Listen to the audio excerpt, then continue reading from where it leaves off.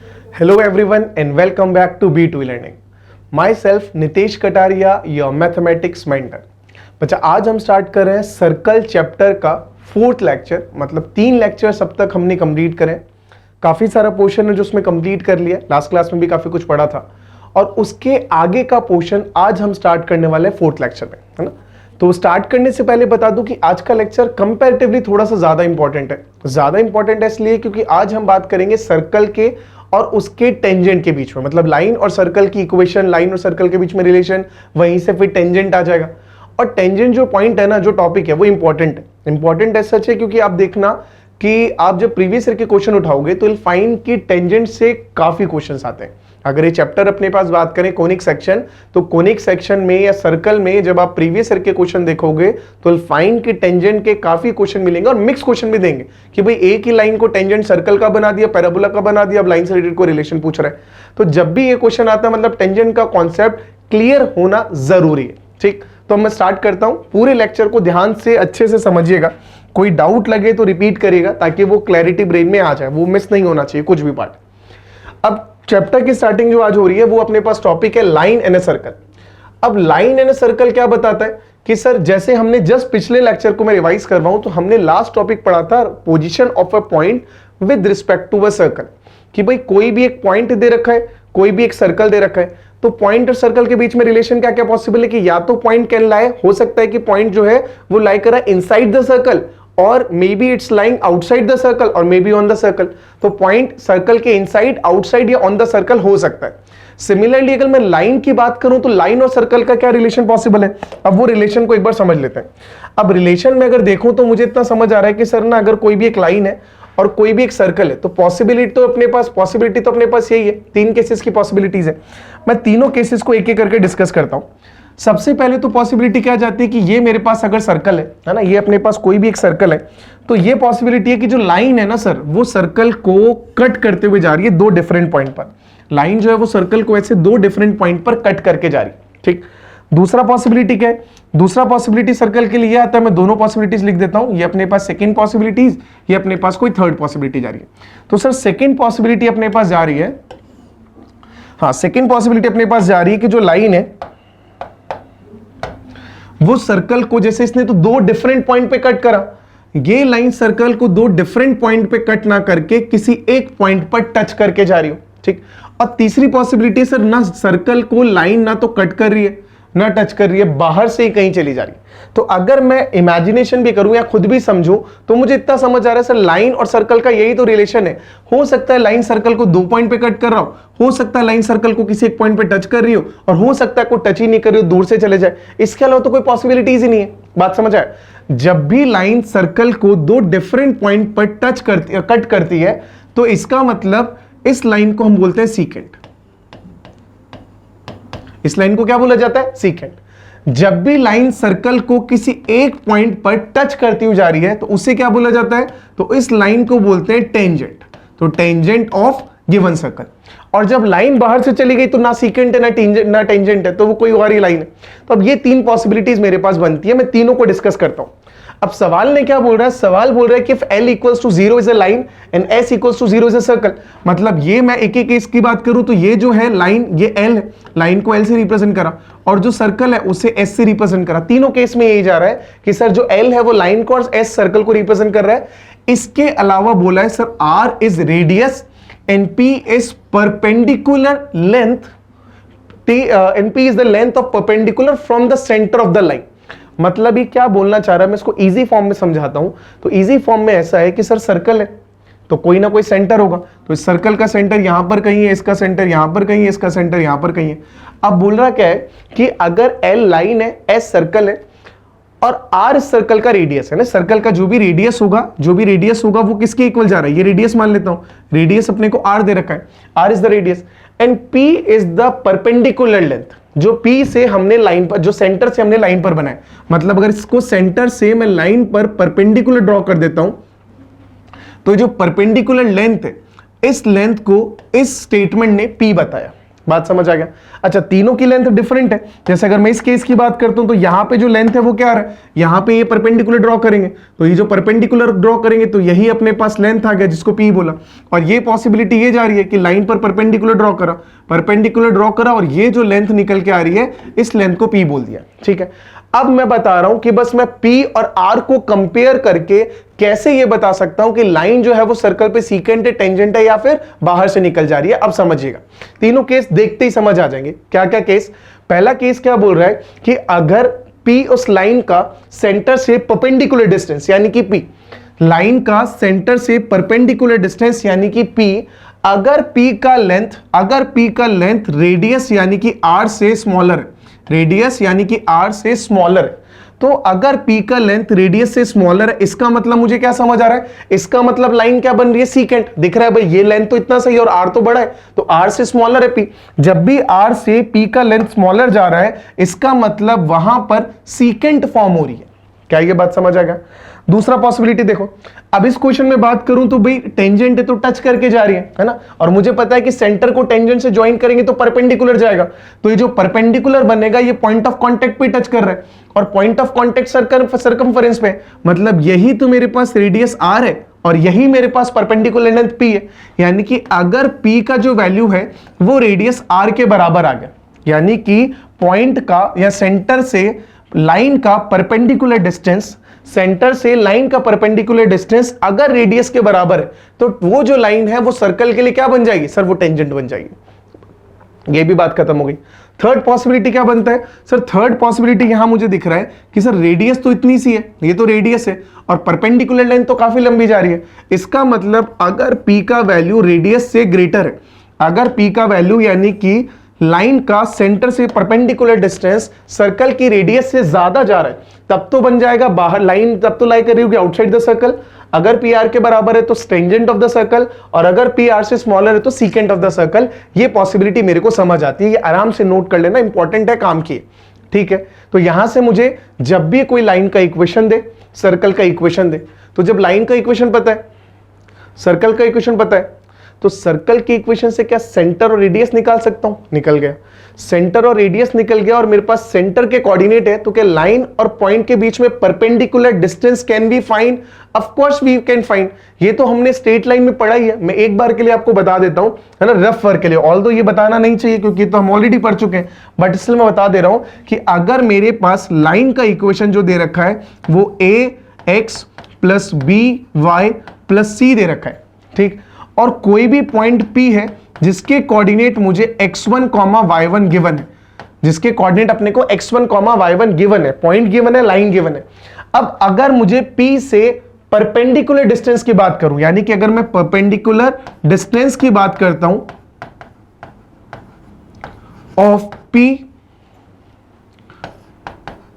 From L, line L से P का perpendicular distance, तो वो डिस्टेंस जो D आएगा वो किसके इक्वल आ जाता है?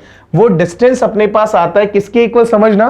तो ये डिस्टेंस का फॉर्मूला सीधा सीधा हमने पढ़ा था, root L a(x1) plus by1 plus c upon root over a square plus b square और इस पूरे का मॉड। ये फॉर्मेट था, ये अपने पास फॉर्मूला था। किसका फॉर्मूला है ये? किसी भी स्ट्रेट लाइन और पॉइंट के बीच का perpendicular distance ax1 by1 c upon में root over a1 square a square plus b square. यहां पे a b क्या है? x और y के कोफिशिएंट, c क्या है? कांस्टेंट नंबर, x1 y1 क्या है? p पॉइंट के कोऑर्डिनेट। तो ये जो अपने पास स्मॉल p आ रहा था ना, ये परपेंडिकुलर डिस्टेंस ही है। तो अगर परपेंडिकुलर डिस्टेंस निकालना है लाइन का पॉइंट से, तो इस तरीके से निकाल सकते हैं। बात समझ आ गया? तो अगर परपेंडिकुलर डिस्टेंस आ गया, रेडियस आ गया, सेंटर आ गया, तो फिर P और R के रिलेशन से we can find that the line is passing through the centre, passing through two different point और टचिंग द पॉइंट और line completely outside the circle. तो यहां से हम लोग ये रिलेशन बता सकते हैं। I hope this point is clear, कोई कंफ्यूजन नहीं, एकदम बढ़िया, आराम से नोट कर लो।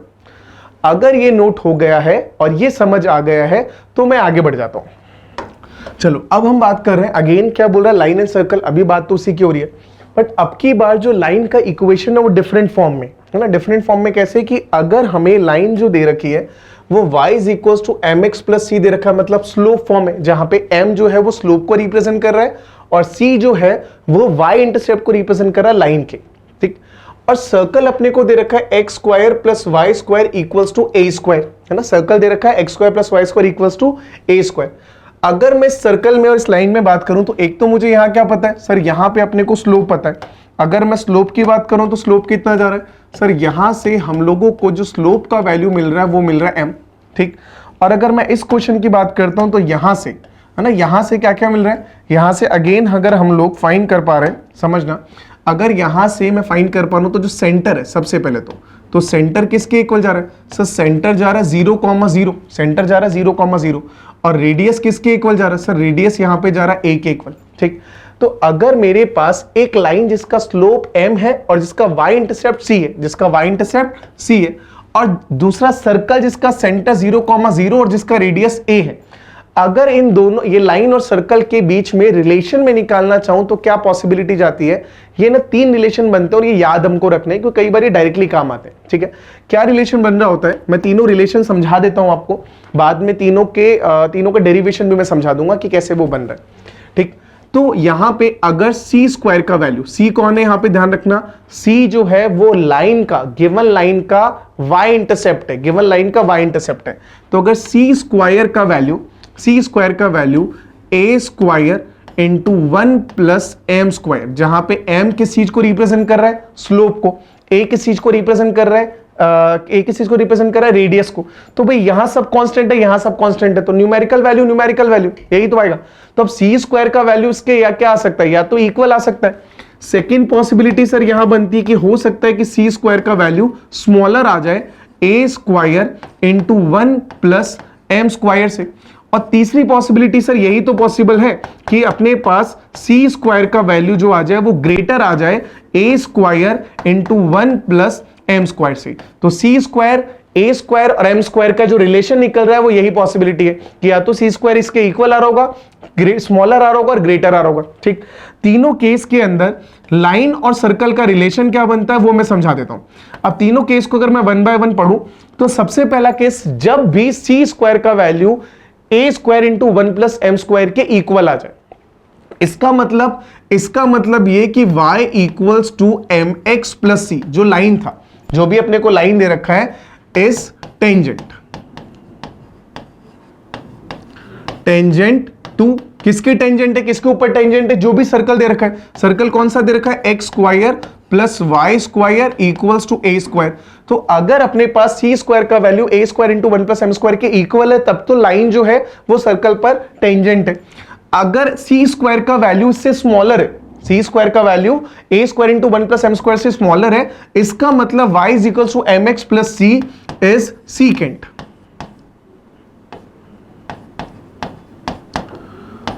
सीकेंट टू गिवन सर्कल, तो जो लाइन है वो सर्कल के लिए सीकेंट है। और तीसरा पॉसिबिलिटी यही तो आएगा कि अगर इसका वैल्यू ए सी स्क्वायर का वैल्यू ग्रेटर है, तो उस केस में लाइन लाइज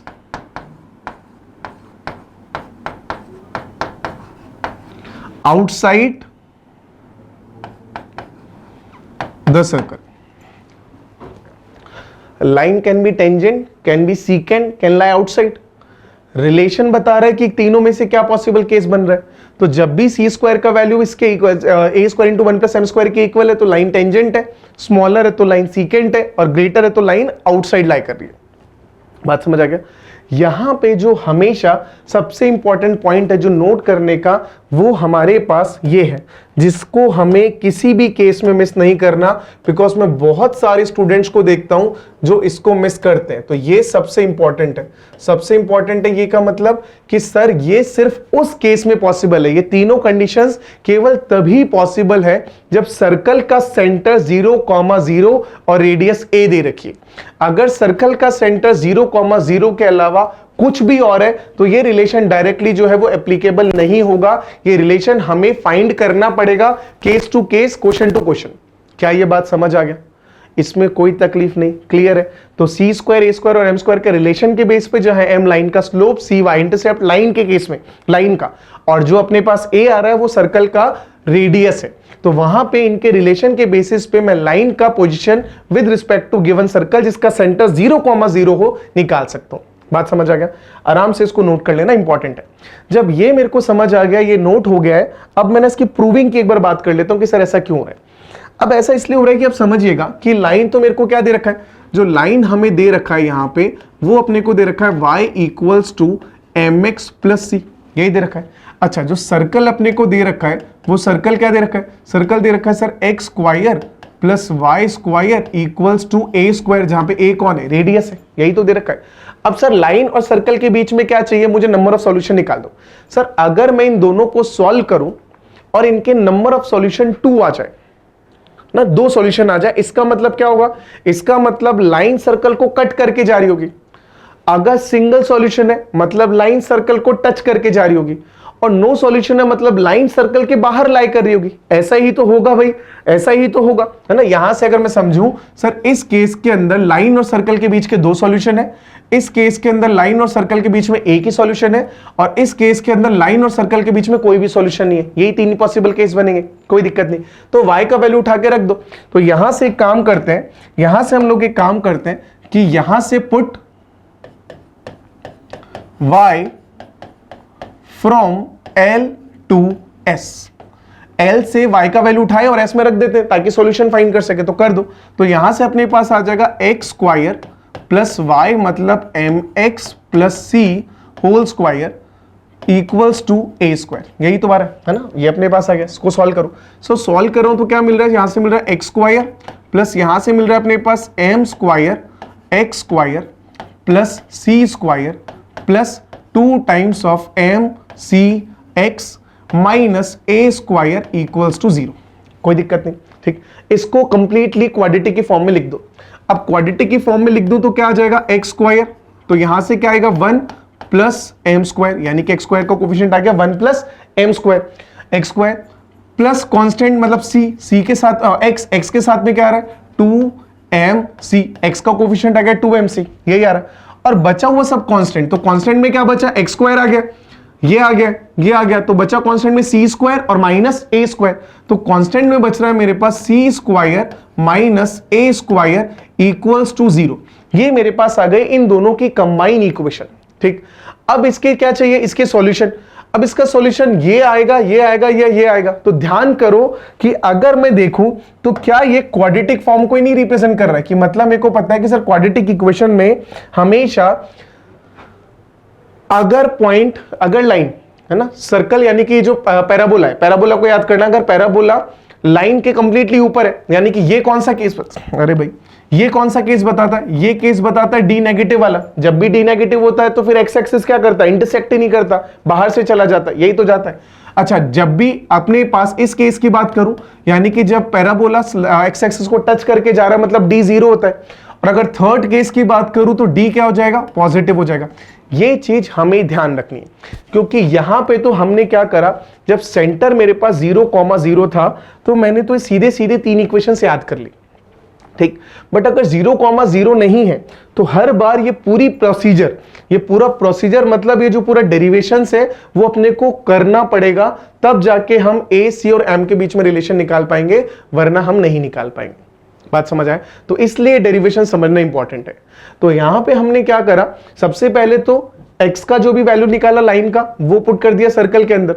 सर्कल के अंदर पुट करने के बाद x की फॉर्म में क्वाड्रेटिक बना दी।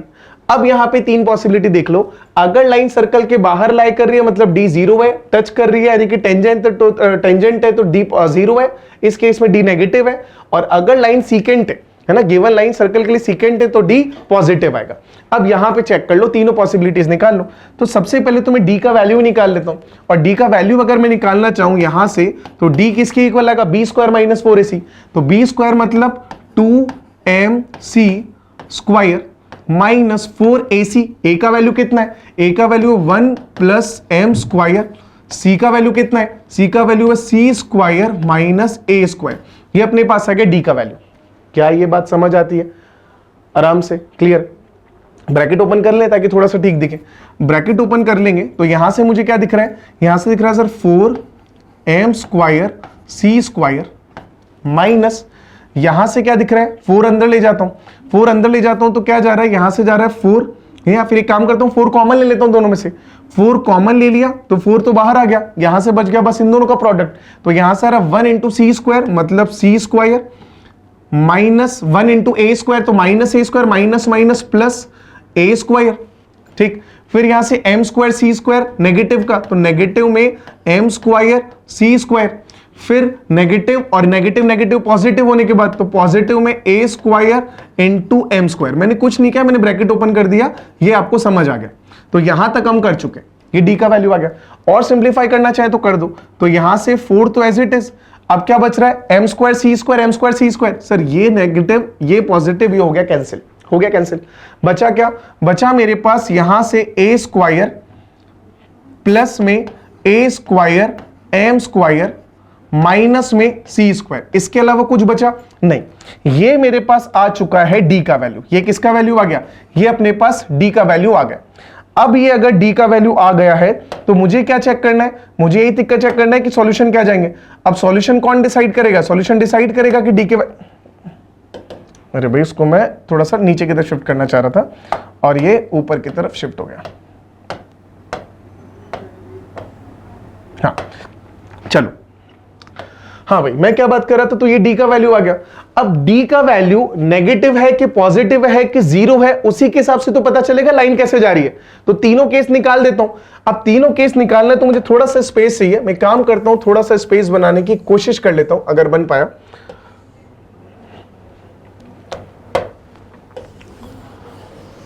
और यहां से डी को उसके अकॉर्डिंग हम लोग स्मॉलर ग्रेटर या जो भी पुट करना होगा वो कर देंगे। चलो ट्राई करते हैं। डी तो आ गया, अब तीनों केस निकाल लें। तो तीनों केस अगर हम निकाल रहे हैं, तीनों केस अगर हम लोग निकाल रहे हैं तो सबसे पहला केस, अगर डी का वैल्यू 0 के इक्वल है ना, डी का वैल्यू 0 के इक्वल है, इसको 0 के इक्वेट कर दो। जैसे इसको 0 के इक्वेट करोगे तो यहां से क्या निकल के आ रहा है समझना, जैसे डी को 0 के इक्वेट करोगे तो इसको 0 के इक्वेट करते मतलब 4 टाइम्स ऑफ अंदर क्या जा रहा है ए स्क्वायर प्लस ए स्क्वायर माइनस ए square M square minus C square. तो दोनों में से ए स्क्वायर तो कॉमन ले लो, ए स्क्वायर कॉमन लेते यहां से बच रहा है 1 प्लस एम स्क्वायर और यहां से माइनस सी स्क्वायर और इस पूरे का वैल्यू 0 के बराबर आ रहा है, यही है। अच्छा 4 कैंसिल हो गया, 4 कैंसिल होने के बाद अगर मैं इसको सॉल्व कर रहा हूं 0 के इक्वेट कर रहा हूं तो कितना जा रहा है, C square equals to A square into में 1 प्लस एम स्क्वायर। और यही मैं बात कर रहा था अभी। ये कब आ रहा है, ये आ रहा है जब d का वैल्यू 0 के इक्वल जा रहा है, यानी कि जो लाइन है वो सर्कल के लिए टेंजेंट का काम आ रहा है, यानी कि सेकंड वाला केस जो था। बात समझ आए। दूसरा पॉसिबिलिटी, अगर मैं दूसरा केस निकाल रहा हूं, फर्स्ट वाला ले लेता हूं d नेगेटिव।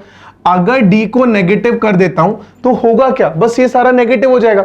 अगर ये सारा नेगेटिव हो जाएगा इसका मतलब मुझे क्या समझ आ रहा है, सी स्क्वायर उधर जाएगा तो पॉजिटिव बनेगा। तो जैसे ही इसको मैंने अगर जो भी d अपने पास आ रहा है इसको लेस देन 0 रख दिया, मतलब 4 इंटू में A square into 1 plus M square minus C square, और इसको हम लोगों ने क्या कर दिया, इसको लेस देन 0 करा। लेस देन 0 किया तो 4 चला गया, फिर c चला गया, c चला गया तो क्या बन गया, सी स्क्वायर उधर जाने के बाद में ग्रेटर देन ए स्क्वायर इंटू में 1 प्लस एम स्क्वायर। और ये कौन सा केस जा रहा है, जब d नेगेटिव है। जब d नेगेटिव है इसका मतलब नंबर ऑफ पॉइंट कितने जा रहे हैं, कॉमन 0 जा रहे हैं। तो जब सी स्क्वायर का वैल्यू से ग्रेटर आया तो लाइन बाहर से चली गई। और तीसरा जो केस है वो मैं डायरेक्टली आंसर लिख देता हूं, यानी कि अगर सी स्क्वायर का वैल्यू ए square into 1 plus M square से स्मॉलर जा रहा है तो उस केस के अंदर लाइन जो होगा वो सर्कल को 2 पॉइंट पर कट करके जाएगा। ये सारे पॉसिबल केस मैंने लिख दिए, है ना। थोड़ा सा बोरिंग हो गया बट इंपॉर्टेंट है तो समझ लेते हैं। क्या किया मैंने, सिंपल सा, जब भी मेरे पास लाइन का इक्वेशन आए और सर्कल का इक्वेशन आए, सुनना, लाइन का इक्वेशन है सर्कल का इक्वेशन है और लाइन का पोजीशन अपने से पूछ रहा है, लाइन का अपने से रिलेशन पूछ रहा है सर्कल में, तो 3 पॉसिबिलिटी से आती है।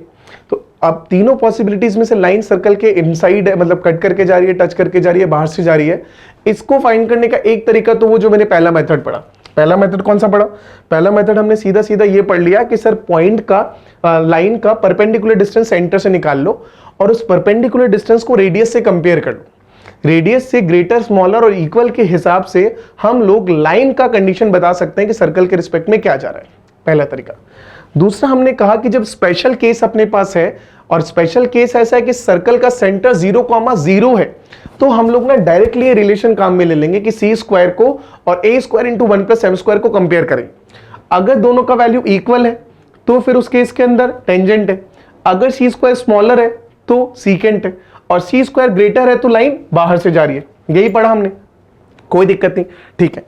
और उसी का प्रूविंग ये मैंने देखा कि सर जब अगर अपने पास सी स्क्वायर इसके इक्वल है मतलब डी 0 था तो टेंजेंट हो गया, अगर सी स्क्वायर ग्रेटर है तो लाइन बाहर से चली गई, और सी स्क्वायर स्मॉलर है तो लाइन सीकेंट चली गई। ये दोनों मैंने पहले दोनों मेथड हमने पढ़ लिए, ठीक।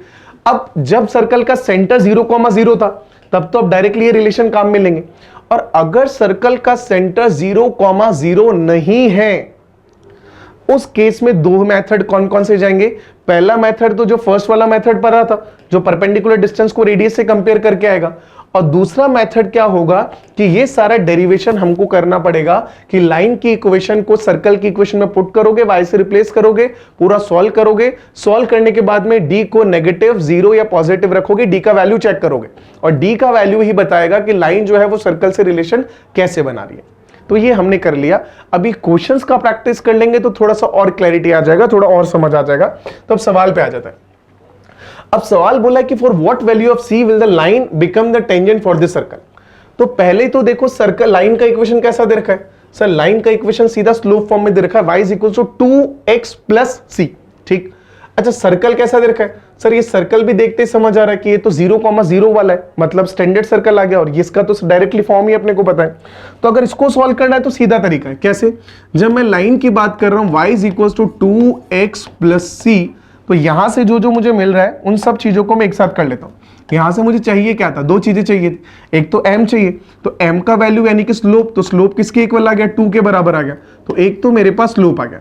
स्लोप के बाद क्या चाहिए होता है, c चाहिए होता है। c कितना आ गया, सर सवाल में 2x प्लस c है तो c अपने पास c है, इसको तो ये तो अननोन है, यही तो फाइंड करना है, तो c अननोन है, ठीक। सेकंड लाइन का अगर सर्कल की इक्वेशन की बात करते तो सर्कल का इक्वेशन क्या दे रहा है, x square plus Y square equals to 5 दे रहा है। अगर इक्वल्स टू 5 दे रहा है तो इस 5 को क्या लिख सकते हैं, इसको लिख सकते हैं √5 का स्क्वायर, यानी कि अब ये दिख रहा है x square plus Y square equals to a square. अगर ऐसा है तो यहां से अगर मैं a का वैल्यू निकालता हूं तो a का वैल्यू क्या निकलेगा, सर यहां से a का वैल्यू अपने पास √5 निकल जाएगा। a का वैल्यू क्या निकल रहा है, a का वैल्यू अपने को √5 मिल रहा है, कोई दिक्कत नहीं। Done.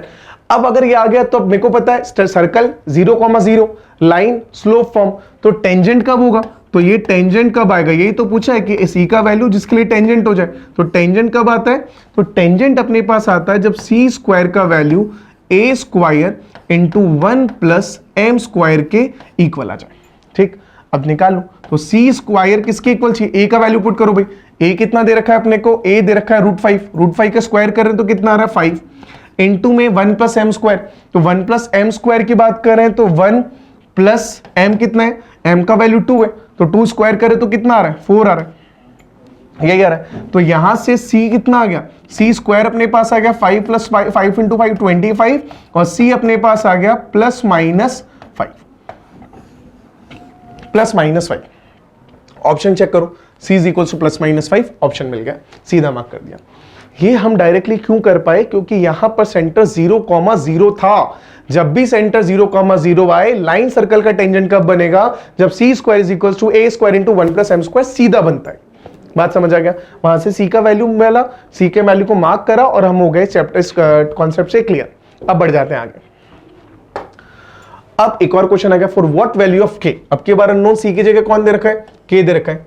Does the line 3x plus 4y equals to k, ठीक, इज टचेस द सर्कल। ये अब ये सर्कल अपने को दे रखा है और टच करके जा रही है, इसका मतलब क्या बन रहा होगा, टेंजेंट बन रहा होगा। ये तो पता चल रहा है कि लाइन जो है वो सर्कल को टच करके जा रही है, मतलब टेंजेंट है। अब अपने को क्या बताना है, अब यहां से अपने को k का वैल्यू बताना है। अब k का वैल्यू कैसे बताएं भाई, समझना, k का वैल्यू कैसे बताएं। तो ये तो मेरे को साफ समझ आ रहा है कि सर यहां पे ये जो केस बन रहा है, इस केस के अंदर सेंटर ना, बहुत बार बच्चा गलती करेगा कि सर एक काम करते हैं, यहां से k का वैल्यू जो निकाल रहे हैं वो वही कर देते हैं कि यहां से स्लोप निकाल ले, y इंटरसेप्ट निकाल ले और c square is equal to a square into 1 plus m square कर दे। जैसे ही ऐसे करोगे तो फिर फंस जाओगे। क्यों? क्योंकि भाई यहाँ पे ए तो पता ही नहीं है और ए तो निकालोगे क्या, ये तो मेरे पास सेंटर 0,0 ही नहीं है। तो सेंटर अगर 0,0 नहीं है मतलब मेरे पास डायरेक्ट मेथड नहीं लगेगा। अब कैसे करना पड़ेगा, या तो फर्स्ट मेथड या फिर जो सेकंड मेथड का डेरिवेशन था, दोनों में से कुछ एक यूज करना है। तो दोनों में से कुछ भी यूज करने में ज्यादा हमेशा इजी रहता है कि फर्स्ट मेथड यूज करो, मतलब परपेंडिकुलर डिस्टेंस लाइन और सेंटर का निकालो। ठीक, अब परपेंडिकुलर डिस्टेंस लाइन और सेंटर का, तो लाइन क्या दे रखा है मुझे यहाँ पे, तो लाइन अपने को जो दे रखा है वो दे रखा है 3x प्लस 4y माइनस के इक्वल 0। ये तो लाइन का इक्वेशन आ गया, कोई दिक्कत नहीं। 3x प्लस 4y माइनस के इक्वल 0 लाइन का इक्वेशन आ गया। अब सर्कल की इक्वेशन की बात करता हूं, तो सर्कल क्या दे रखा है, सर्कल दे रखा है sir x square plus y square minus 10x equals 0, यही आ गया। अगर ये है तो मैं यहां से सेंटर और रेडियस निकालता हूं। अब यहां से अगर मैं सेंटर और रेडियस निकालना चाहूं तो समझना कि सेंटर कैसे निकलेगा और रेडियस कैसे निकलेगा। तो यहां से स्टार्ट करता हूं, सबसे पहले तो सेंटर की बात करता हूं। तो अगर मैं सेंटर की बात कर रहा हूं तो सेंटर क्या निकलेगा, x कोऑर्डिनेट, सेंटर x का कोफिशिएंट -10 के हाफ का नेगेटिव कितना आ गया, 5 आ गया। तो सेंटर का x कोऑर्डिनेट तो 5 आ गया। y कोऑर्डिनेट यानी कि y का कोफिशिएंट तो है ही नहीं, तो 0 है। तो 0 के हाफ का नेगेटिव करोगे तो क्या आ जाएगा, 0 ही आ जाएगा। तो ये सेंटर के कोऑर्डिनेट आ गए, कोई तकलीफ नहीं ना। अब निकालना है मुझे रेडियस। अब अगर मैं रेडियस की बात करूंगा तो रेडियस कितना निकलेगा, रेडियस निकालना अगेन 5 का स्क्वायर 25 प्लस 0 का स्क्वायर 0 माइनस c कितना है, c है ही नहीं, मतलब 0 ही होगा। तो यहां से अपने पास आ गया r इज इक्वल टू √25। अगर r √25 आ रहा है मतलब r का वैल्यू कितना आ जाएगा, +-5। अब +-5 तो नहीं लूंगा ना, 5 लूंगा। क्यों? क्योंकि r तो रेडियस है और रेडियस तो नेगेटिव नहीं रहेगी, तो रेडियस तो पॉजिटिव रहेगी। तो यहां से मेरे पास सेंटर जो आया वो तो अपने पास आ गया 5, अरे भाई सेंटर जो अपने पास आया वो तो आ गया अपने पास 5,0 और रेडियस जो अपने पास आ गया वो आ गया 5, कोई दिक्कत नहीं ना। अब अपने को क्या फाइंड करना है, अब अपने को फाइंड करना है लाइन जो गिवन है उसके और सेंटर के बीच में परपेंडिकुलर डिस्टेंस। ठीक, अब वो फाइंड करते हैं।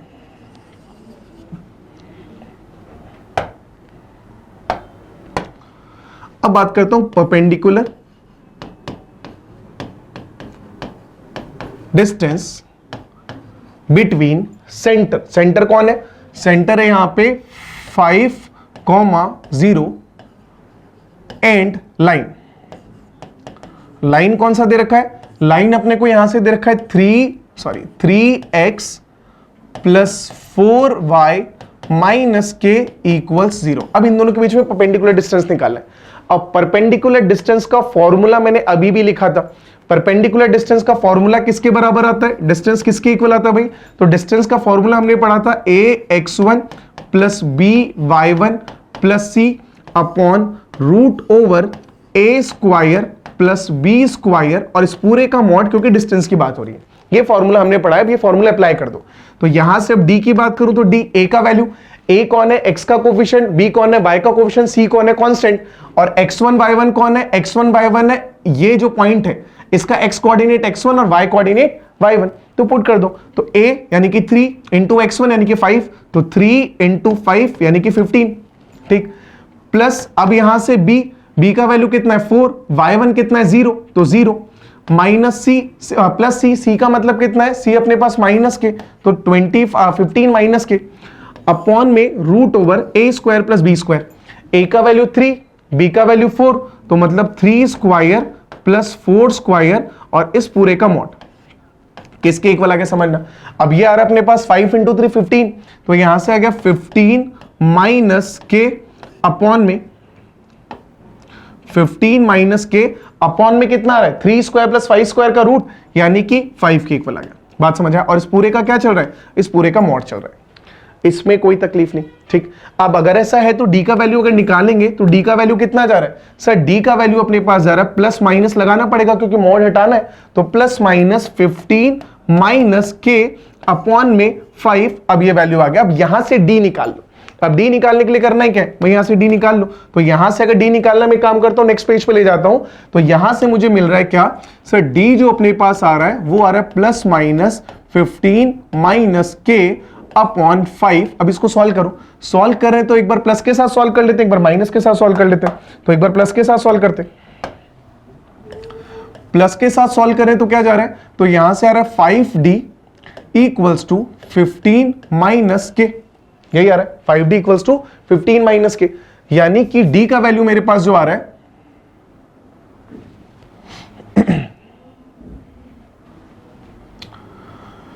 ठीक है। तो एक काम करते हैं ना, अब आगे छोड़ देते हैं, बस d अपने पास आ गया, d अपने पास आ गया, इसको कुछ मत करो, है ना, क्योंकि k की फॉर्म में, k की फॉर्म को वैसे भी सॉल्व नहीं कर पाएंगे, तो इस सब को हटा देता हूं और यहां से मेरे पास जो आ गया d का वैल्यू आ गया जो हमने फाइंड करा। अब मेरे को इतना पता है कि अगर ये d का वैल्यू मिल गया है तो अब क्या चाहिए, अब अपने को क्या बोला है, बोला है अपने को k बताओ जिसकी वजह से ये लाइन इस सर्कल के लिए टेंजेंट हो, टच करके जा रही। तो टेंजेंट कब आता है भाई, जब भी टेंजेंट की बात आएगी इसका मतलब रेडियस किसके इक्वल आना चाहिए, d के बराबर। अरे यही तो आता है भाई, रेडियस किसके बराबर आना चाहिए, डिस्टेंस के बराबर, परपेंडिकुलर डिस्टेंस के बराबर। तो r must be equals to d। अब r must be equals to d, तो इसको d को r के इक्वेट करो, r का वैल्यू कितना है 5 है, तो अब यहां ले आओ। तो r का अगर 5 है, r 5 है, तो यहां पे r किसके बराबर आ रहा है, d के बराबर। तो यहां से मुझे पता चल गया sir r equals to d equals to 5। अब यहां से k निकाल दो, तो बस 5 का वैल्यू पुट कर दो, पुट करें तो कितना आ रहा है 5 equals to plus minus 15 minus k upon 5। अब निकाल दो k का वैल्यू, तो k का वैल्यू अगर प्लस के लिए निकाल देंगे, एक बार माइनस के लिए निकाल देंगे, तो यहां से अपने पास आ रहा है 25, प्लस के लिए किया तो इक्वल्स टू में 15 माइनस के, और यहां से अगर k का वैल्यू निकाल रहा हूं तो k का वैल्यू कितना आ रहा है, ये आ रहा है माइनस ऑफ 10। माइनस के साथ ओपन करें तो कितना आ जाएगा 25 इक्वल्स टू, माइनस के साथ ओपन करें तो माइनस ऑफ 15 और माइनस माइनस प्लस के, यानी कि k का वैल्यू निकालेंगे तो कितना आ जाएगा 40 इक्वल्स टू k। तो यहां मुझे समझ आया सर k की दो पॉसिबिलिटीज आ रही है, एक k का वैल्यू -10 आ रहा है और एक k का वैल्यू 40 आ रहा है, समझना आराम से। अब k का -10 और 40 ऑप्शन में चेक करें, k का वैल्यू -10 और 40, k का वैल्यू -10 और 40 ये मिल गया, एक 40 आ रहा है और एक -10 आ रहा है, आराम से देख लो।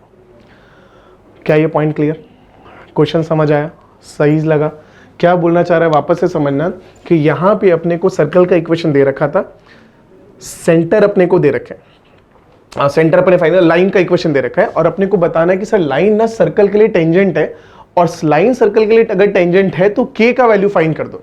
अब k का वैल्यू फाइंड करने का तरीका हमने क्या देखा, वही परपेंडिकुलर डिस्टेंस निकाल लिया लाइन और सेंटर के बीच में, और उस परपेंडिकुलर डिस्टेंस को रेडियस के बराबर रख दिया। जैसे परपेंडिकुलर डिस्टेंस को रेडियस के बराबर रखा तो यहां से मेरे पास k जो अननोन था उसकी दो पॉसिबल वैल्यूज मिल गई, एक 40 मिल रहा है और एक -10 मिल रहा है, और यही दो चीजें हमसे पूछी गई थी, हमने ऑप्शन पे मार्क कर दिया। तो अभी के लिए फिर एंड करते हैं इस लेक्चर को। नेक्स्ट क्लास में हम लोग क्या करेंगे, हमने जब लाइन और सर्कल के बीच का रिलेशन निकाल दिया, कुछ कुछ कॉन्सेप्ट टेंजेंट का पढ़ लिया, अब नेक्स्ट क्लास में हम लोग बात करेंगे equation of tangent and normal, और वो यहीं से डायरेक्टली कनेक्टेड है। तो अब यहां तक हो गया, तो equation of normal and tangent फिर हम पढ़ते हैं नेक्स्ट क्लास में। तब तक के लिए take care, thank you so much, thank you.